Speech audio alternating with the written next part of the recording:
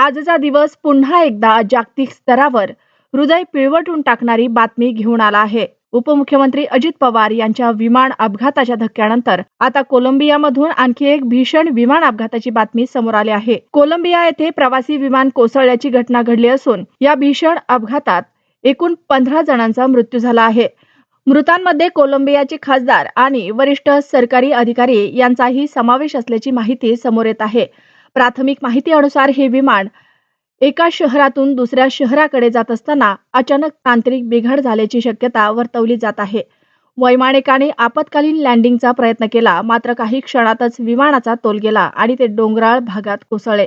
अपघात इतका भीषण होता की विमानाचे तुकडे अनेक मीटर अंतरावर पसरले, तर घटनास्थळी आगीचे लोट पाहायला मिळाले. अपघाताची माहिती मिळताच बचाव पथक, लष्कर आणि स्थानिक प्रशासन घटनास्थळी दाखल झाले.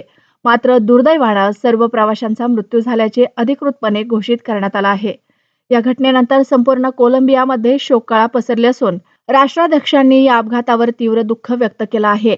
अपघाताच्या कारणाची चौकशी करण्याचे आदेश देण्यात आले आहेत. एकीकडे भारतात अजित पवार यांच्या विमान अपघातामुळे शोकाचं वातावरण असताना दुसरीकडे कोलंबियातील हा अपघात जागतिक पातळीवर विमान सुरक्षेवर पुन्हा एकदा प्रश्नचिन्ह उपस्थित करत आहे. अधिक तपशील आणि ताज्या अपडेट्ससाठी आमच्या सोबत रहा.